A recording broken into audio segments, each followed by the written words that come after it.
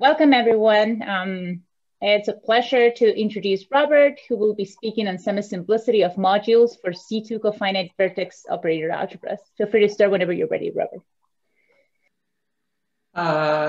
Okay, yeah, so yes, thank you for inviting me to give this talk in the seminar. And maybe I should start by mentioning that I'm still working on, these are sort of preliminary results, so the results that I'm talking about should be sort of viewed as a little bit tentative, but, and certainly if you happen to notice anything that looks weird or some problem, please let me know. So I guess probably for this kind of audience, I don't really need to motivate too much why people are interested in so-called rational or strongly rational vertex operator algebras. But yeah, so what I want to do here is determine some kind of criterion that's actually checkable for telling when, say, a VOA that you know is C2 cofinite is actually rational in this sort of sense. So of course, strongly rational VOAs are more or less those that are in rational conformal field theory. And by Huang, the representation category is a modular tensor category. Maybe I should say a little bit about the main features of that. That means it's a semi-simple category with finitely many simple objects, and it's rigid, which means you have duals in some sense, which I'll discuss later, which I'll go into more detail later, and then non-degenerate braiding, which I'll also be more precise about later. And of course, modular tensor categories are related to things like non-invariance and topological quantum computing and other such things in low-dimensional topology. And maybe I should mention that now we do have methods for handling non-rational, non-semi-simple VOAs, but still, it would be nice to be able to tell when a VOA that might be rational actually really is. So I should review the definition of what it means for a VOA to be strongly rational. So there's this positive energy or CFT type condition, which means it's graded by non-negative integers. It's only a one-dimensional vacuum space in degree 0. And then self-contragradient means it should be isomorphic to itself as a module for itself. Isomorphic to a contragradient dual as a module for itself. And then simple is actually automatic if you assume positive energy and self-contragradient, but that's certainly another part, another feature. Then the C2 cofiniteness condition, this technical condition, and then the rationality is basically the semi-simplicity condition. And it's expressed in terms of n gradable modules, which could have infinite dimensional degree spaces. This last rationality condition is really the only one that's somehow not quite intrinsic to the V itself.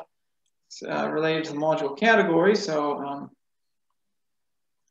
one question people certainly ask is whether you can replace this with a condition that's maybe a little more intrinsic. So then you can remove this rationality condition from the definition of VOA, and then you get what Thomas and Terry called a strongly finite VOA. So I'll maybe use that terminology for convenience here, so I don't have to keep saying positive energy, self-contragradient, simple C2 finite all the time. So basically, that's mainly what we'll be looking at here. And here are the main properties of strongly finite VOAs. You look at the full category, CV, here's a full category of all these grading restricted modules, which decompose into generalized eigenspaces for L0. And some properties that some things we know about this category. Well, true algebra, which I won't go into the detailed definition of the true algebra. I just mentioned that the irreducible representations of the true algebra are in one-to-one correspondence with irreducible n-gradable V modules. So if the true algebra is dimensional, then there are finitely many simple modules in this category. And then Huang proved that this category of grading restricted generalized modules is a finite abelian category. Maybe the most important things I want to point out about what finite abelian means is that modules, every module with finite length and every irreducible module has a projective cover. And then also Huang proved that this is a braided tensor category. And various people have conjectured that you can say more than just that it's a braided tensor category. It should also be rigid. And there should be some version of non-degeneracy for the braiding. That means you could call this category CV a non-semi-simple modular tensor category, or other terminologies you see in the literature as factorizable for this kind of non-degeneracy. And just another thing that I'll note is that the rationality condition, although it's expressed in terms of n-gradable modules, actually to prove that it's rational, because of the C2 cofiniteness, is actually enough just to show that the category of grading restricted modules is semi-simple, because the C2 cofiniteness condition has strong constraints on the kinds of gradings that n-gradable modules can have. So what I want to try to argue in this talk today is that actually the Drude algebra should be, in the strongly finite setting, the Drude algebra should actually be enough to get rationality if you know that the Drude algebra is a semi-simple finite dimensional associative algebra. So the idea is that maybe this is a little bit more of an intrinsic to V itself condition, since the Drude algebra is something that's defined in terms of V. So in principle, you could calculate it without knowing anything about the representations of V, although that might be difficult to do. Maybe to start with, let me try to convince you, though, that this is, if you haven't thought about this before, that this is not something that would be completely obvious. If you want to show that this CV category is semi-simple, because modules of finite length, all you have to do is show that you can't non-trivially extend irreducible modules. So you have to look at extensions of this type where W1 and W2 are simple. And then, well, if W1 and W2 are the same lowest conformal weight, then X also has the same lowest conformal weight. And the lowest conformal weight spaces are modules to the Drude algebra. So if that's semi-simple, then you can easily see that if there's some splitting of this exact sequence at the lowest degree space, then it's going to be a splitting all the way up. But the issue is that this doesn't really seem to do anything if this kind of argument doesn't really seem to do anything if the conformal weights are not the same. If they differ by some non-zero integer, then you could conceivably get some kind of extension. The Drude algebra doesn't seem to really tell you anything about that. You could look at the Dong-Lee-Mason higher level Drude algebras maybe, but unfortunately those are not very computable. So some theorem in terms of higher level Drude algebras doesn't seem to be very useful in many cases. So let me approach this semi-simplicity problem from a little bit of a different point of view. One thing that Huang proved about this category is that all the irreducible modules have a projective cover. So maybe we can try to show that the projective cover is isomorphic to W itself. That would show that all the irreducible modules are projective. So then the category is semi-simple. So the maybe I need to say a little bit about what. Maybe I need to say something about what projective covers are. I won't give the precise definition, but some features is that they're indecomposable projective modules in the category, of course. And there's a unique, well, the kernel of this covering map from PW to W is a maximal submodule, and it's actually the unique maximal submodule, which means that this projective cover is actually generated by any vector that's not in the kernel of this PW. So now, to start with, let's assume that the projective cover actually has the same lowest conformal weight of W. It's not necessarily clear this is going to be true in general, but certainly it's true if HW, the lowest conformal weight for W, is minimal. Since there are finitely many irreducible modules, and certainly we know that there is going to be such a minimal weight. So then, well, then you can restrict this covering map PW to a surjection of modules for the dual algebra. And if we're assuming that if we're assuming the dual algebra is semi-simple, then that means the lowest conformal weight space of the projective cover splits as the kernel of this covering map plus a copy of the lowest conformal weight space of W. But actually, we know that projective cover is going to be generated by any vector, any non-zero vector that's in this particular submodule here. So everything in PW you can get by applying modes of the vertex operators to some non-zero vector in here, which means to get stuff in the lowest conformal weight space of PW, you just have to apply degree preserving modes to this vector W tilde, and then, well, that's just the action of the dual algebra, so all you get is WHW. So that's actually the lowest conformal weight space of the projective cover is actually W itself. And now, what if we knew that actually PW contained W as a submodule as well as containing W as a quotient? Then this lowest conformal weight space would have to generate that W submodule, but it also generates all of PW, so then PW is just equal to W. And we would get W projective. And so this idea of PW containing W as a submodule is not so crazy because we actually see this happening even in some genuinely non-semi-simple examples like the triplet W algebras.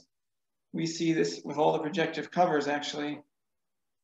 In this case, of course, the argument over here doesn't work because the true algebra is not semi-simple, which means that the lowest conformal weight space here can be a non-split self-extension. That means the copy of W and PW is actually contained in the kernel of the covering map, so it doesn't generate all of PW. So you can get non-semi-simple projective covers in this case. Okay, so what this argument indicates is that if we assume we have a strongly finite VOA and A of V is semi-simple, and moreover, we assume that all the projective covers contain contain W as a submodule, then the category is semi-simple, but it's certainly not obvious that this inclusion would be true.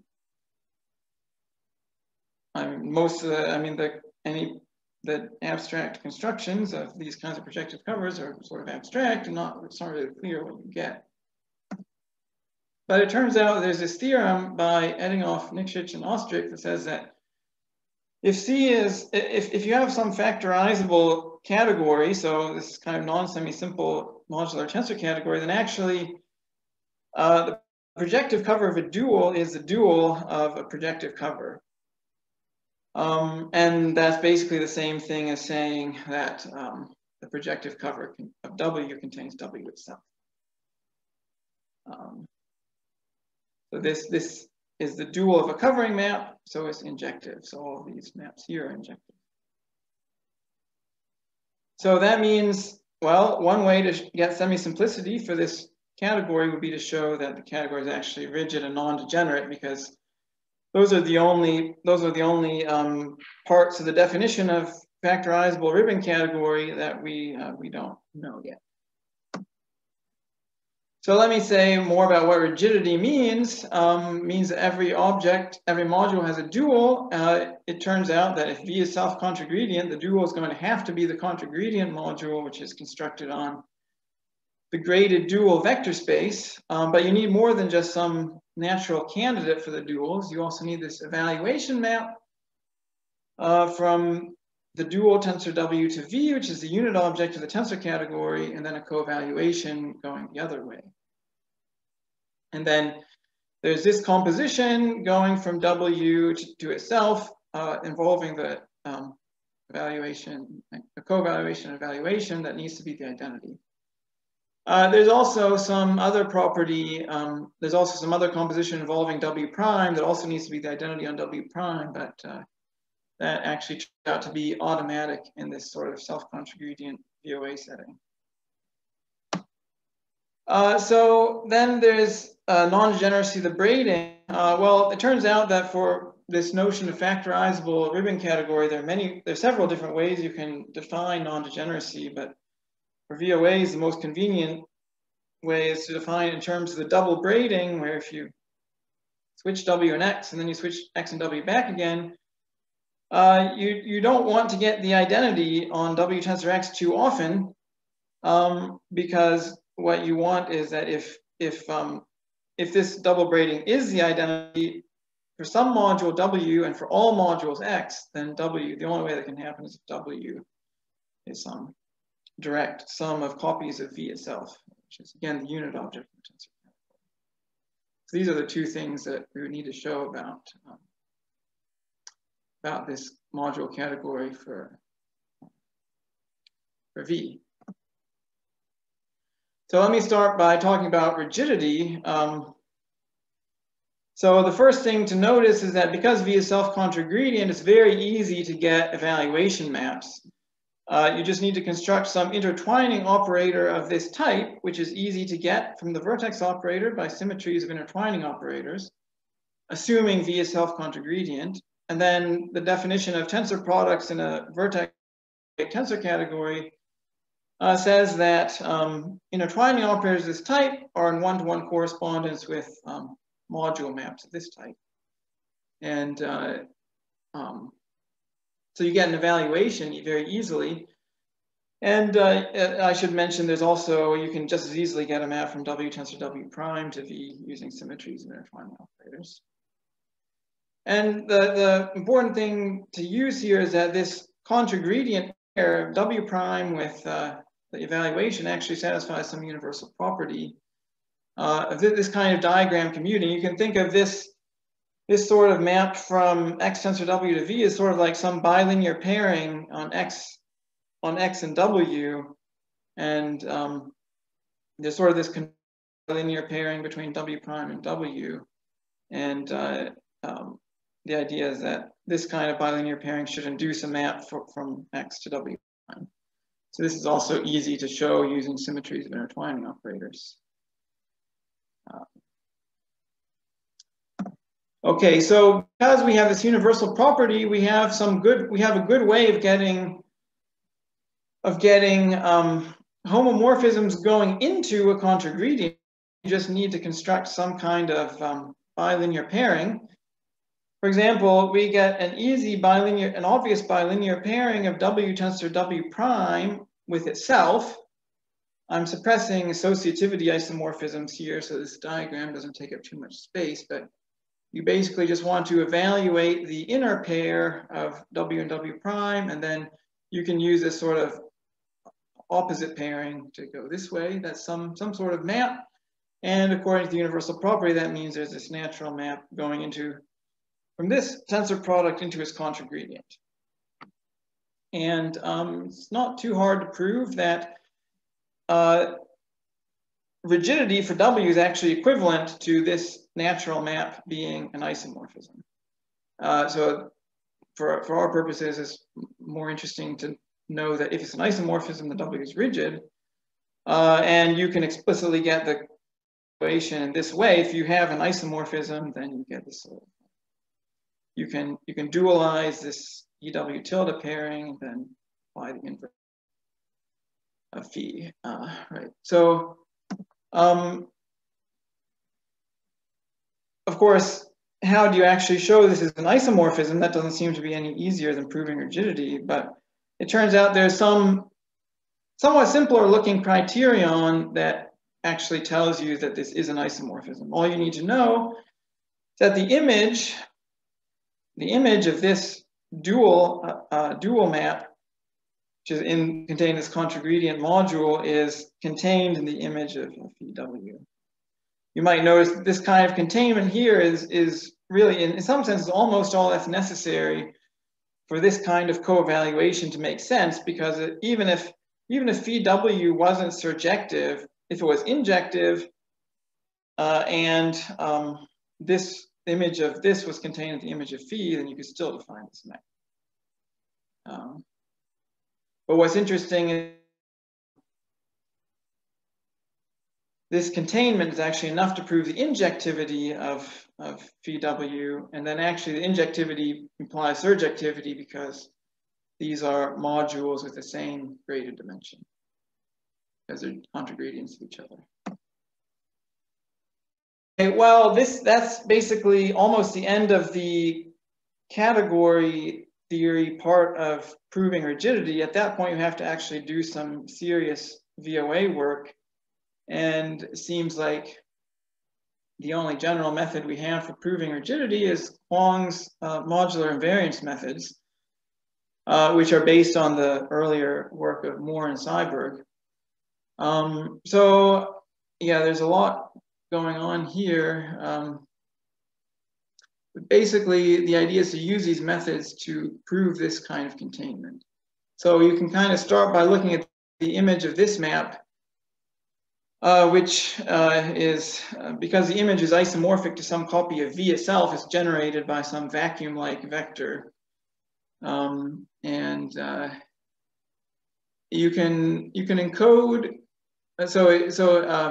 you know, there's this, with the Huang-Lapowski double dual construction of tensor products tells us that contragradients of tensor product modules can be realized as subspaces of the full dual space of a vector space tensor product. So you can think of this map here as being some linear functional on W tensor W prime vector space. And in fact, it turns out to be some coefficient of this complicated looking trace where the main thing that so EW tilde here is this intertwining operator corresponding to this sort of opposite evaluation. There's this U of 1 map, which is this Huang's change of variable linear automorphism. I won't really get into the definition of that. It just makes things a little more convenient because it means I can use L of 0 when I do S transformations of characters instead of having L at 0, which is Prull's alternative L0 operation. Yeah, so I'm writing this as in terms of the S transformation because I want to relate it to something else later. So yeah, basically this trace is some double series in Z for this interior intertwining operator and in Q. And according to Huang, this sort of double series is actually convergent in some regions. So it makes sense not just to think of this as a formal series in Q and Z, but also as some convergent analytic function.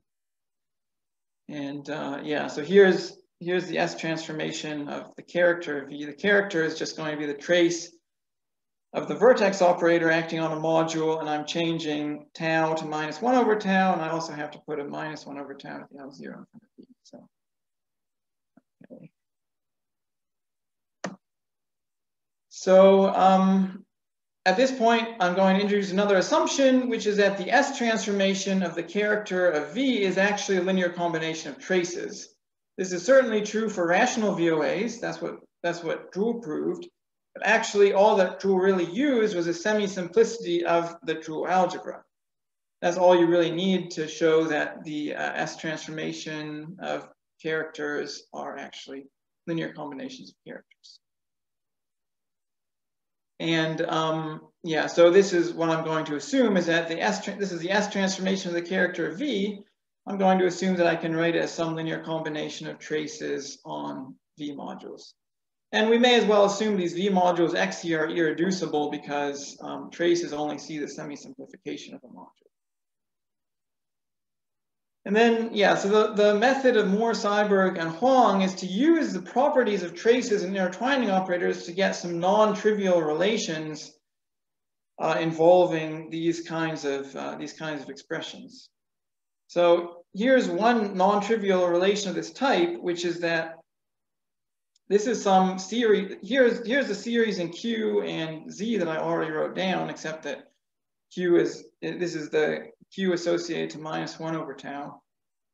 Well, one way to rewrite that would just be to apply the S transformation of V and get some linear combination involving these kinds of things. But what it turns out is that I can rewrite it in terms of a different,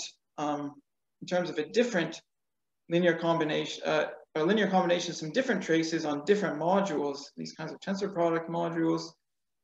And then phi, I'm using phi for a little bit of double duty here, is now also the intertwining operator that corresponds to this homomorphism that I introduced before. And then y is some intertwining operator. Maybe I should have indicated some dependence on x in this intertwining operator, but whatever. Anyway, some natural intertwining operator you can construct. So this, yeah, so I guess I don't really have time to go into the details of how you get this kind of relation, but it's based on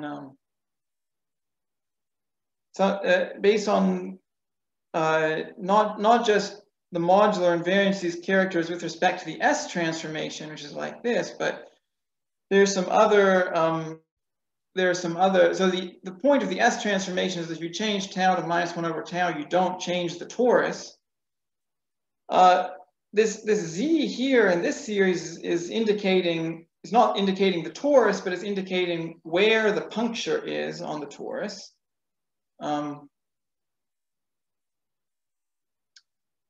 Yeah, let's see. Actually, there are two punctures on the torus, one for W and one for W prime, and Z is actually the distance between the two punctures. It's not the actual location of the punctures doesn't matter because you can translate and keep the torus the same, but the Z is just the distance between the 2 points. So the point is, if you change the distance between the 2 points Z to, well, if you change it to Z plus 1, then that also doesn't change the torus because the torus is being defined by 1 and by tau. And if you change Z to Z plus tau, you're also not changing the punctures on the torus. So there's some modular invariance relations for these kinds of transformations as well, and that goes into deriving these kinds of relations. Okay, now, so what the reason this relation is that these are both convergent series of the same type. It's lower truncated series in Z and in Q. That means the coefficients of the individual powers of Z and of Q are the same. So you can identify powers of Q and Z in this sort of series.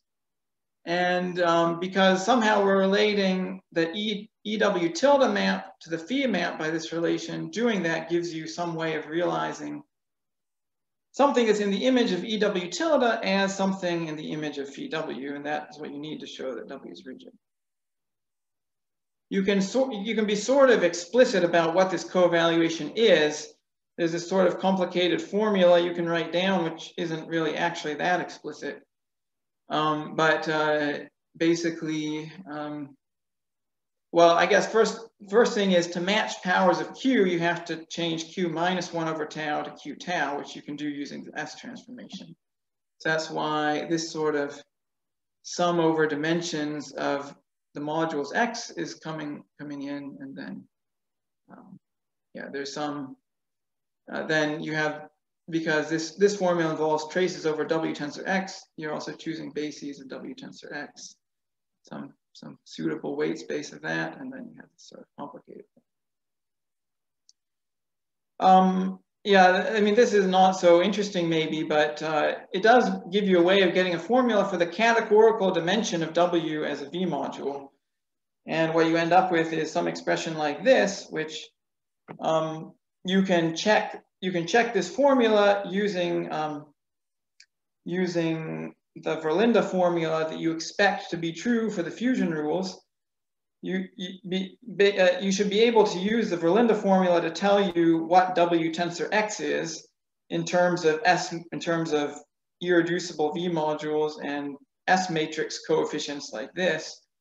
And if you work through what that gives you, it gives you the formula that maybe people are more familiar with for categorical dimensions.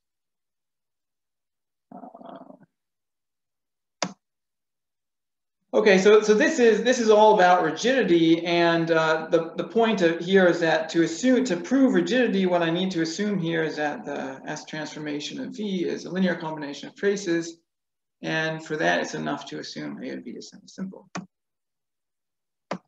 Okay, now for non-degeneracy, it seems that the semi-simplicity of A of V is actually not strictly necessary as long as we assume that the category is already rigid.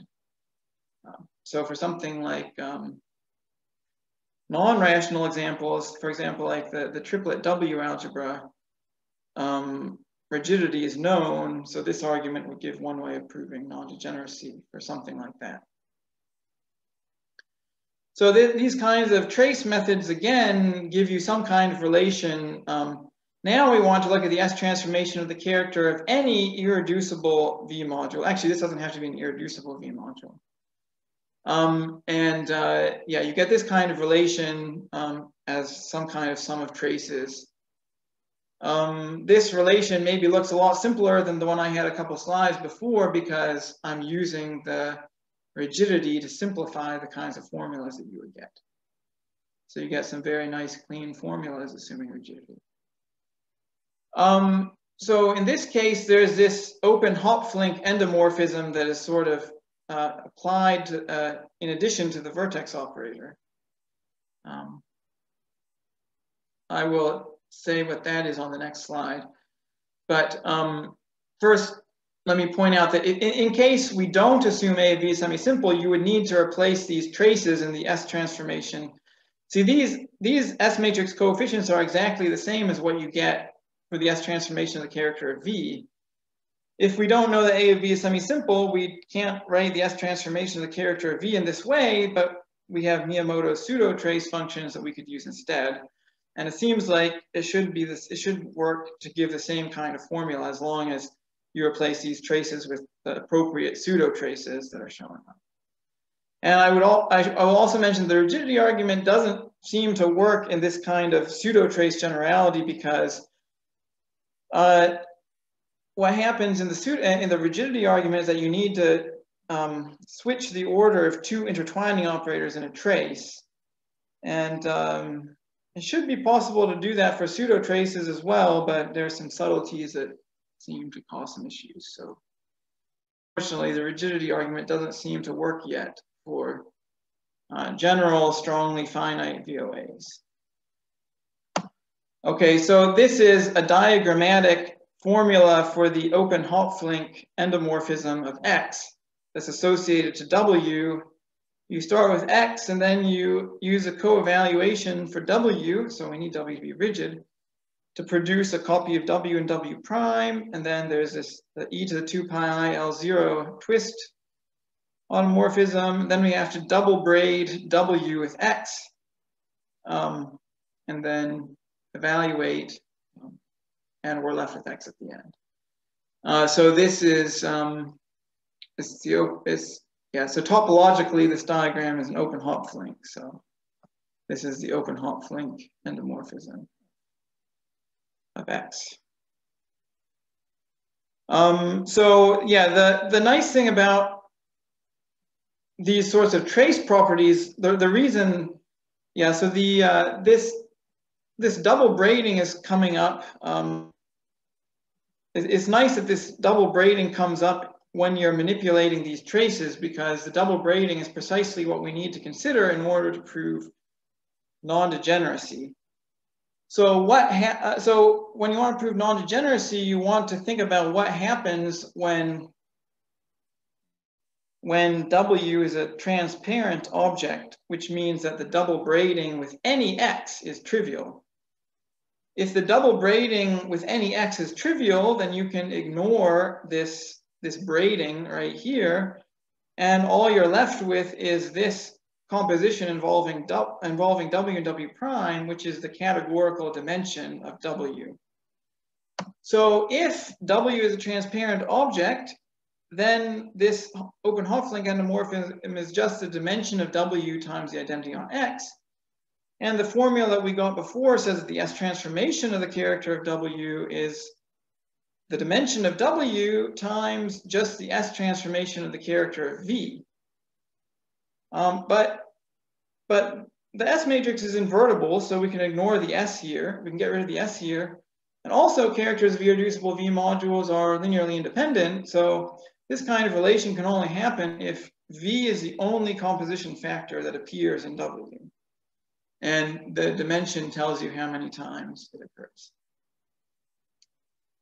Well, at first, maybe that only tells you that W is some complicated non-semi-simple module that somehow only has V as a composition factor, but it turns out that in the rigid finite tensor category over C, yeah, I don't know if you need the field to be algebraically closed or just characteristic 0. I think characteristic 0 is good enough. Anyway, the unit object can never have non-trivial self-extension. So actually, you actually do get a direct sum. I think that's this is some proposition somewhere in EGNO. So to summarize, what these arguments seem to be showing is that if V is strongly finite and CV is a rigid tensor category, then the braiding is non-degenerate, so you get a factorizable finite rigid ribbon tensor category. And in particular, the rigidity is true if A of V is semi-simple, and then not only that, but if A of V is semi-simple and we get a factorizable category, then CV is also semi-simple.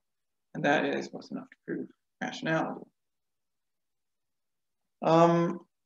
Okay, so let me finish here with some of the applications of this kind of result. Of course, to apply this result, you need some algebras that are known to have semi-simple or true algebra, but are not known to be rational.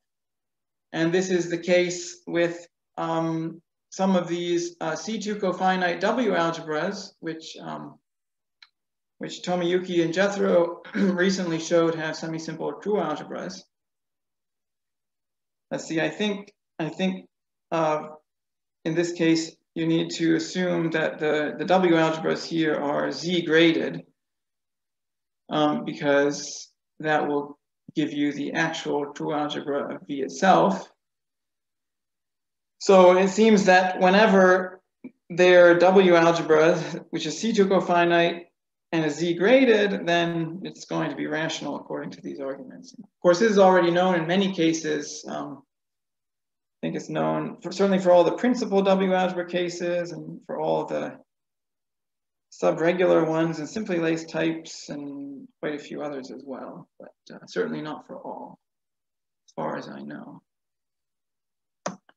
The other rationality problem that I'm interested in is the Coset rationality problem, which asks if you have this kind of conformal inclusion of a tensor product VOA into a larger one, and you assume, let's say we assume that U and A are both strongly rational, and also assume that U and V are mutually commutant, then the question is whether V is also strongly rational. And what I can show now is that the answer is yes, they will be strongly rational if one knows that V is C2 cofinite. So the idea here is reducing Coset rationality to C2 cofiniteness.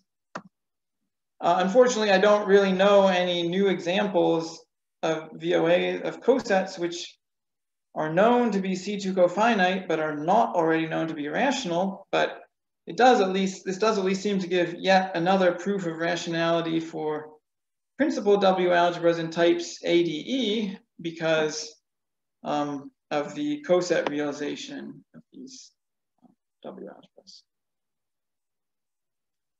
Let's see, if I understand correctly, the proof of the Coset realization doesn't use rationality. So I think this does give yet another proof of rationality. Okay, I would like to say a little bit about how the argument goes for this application, because it's certainly not immediate. Actually, to prove this, you don't actually really need the semisimplicity of the dual algebra to prove this. All you really need actually is the rigidity of the tensor category for V, or equivalently, the rigidity for U tensor V. Right. So to prove that V is strongly rational, it's good enough to show that U tensor V is strongly rational, since, and we already assumed that for U. Certainly, if V is not rational, then U tensor V will also not be rational. So if we know that the category of modules for the tensor product subalgebra is rigid, well, actually, even if we don't know this rigid, then we can try inducing. The idea is to try inducing U tensor V modules to A modules.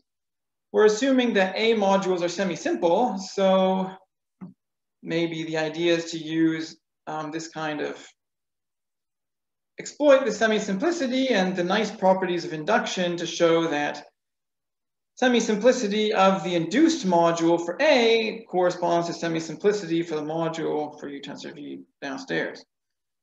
Of course, if you know very much about induction, you know there's some very serious subtleties with this idea. The first one is that when you induce a U tensor V module, you don't usually get a U tensor V module. You get something that's, some sort of twisted A module, some sort of non-local A module.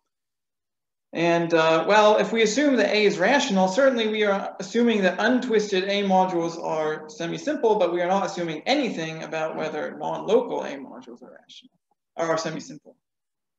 So this doesn't really, so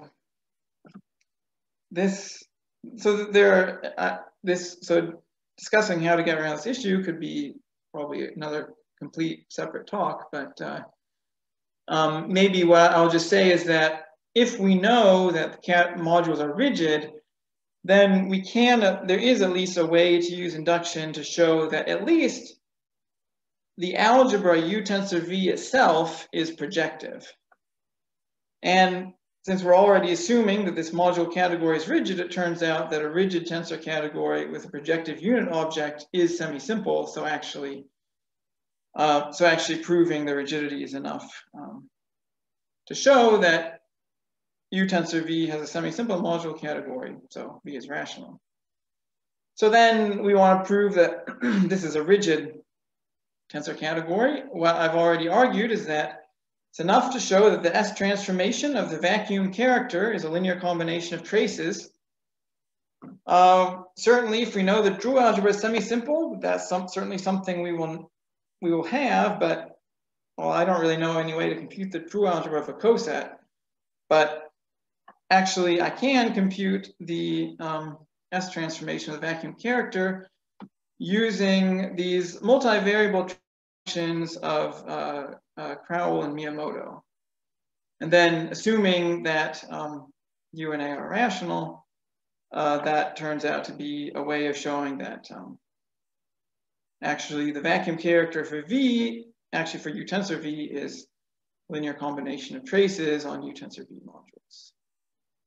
Basically, basically the idea is that if you take the S transformation of the character of A, you can consider it as a U tensor V module, but that's just the S transformation of A as an A module, so it's a linear combination of traces on A modules, which are also U tensor V modules, so you get the S transformation of the character of A is a linear combination of traces on U tensor V modules, because A is rational.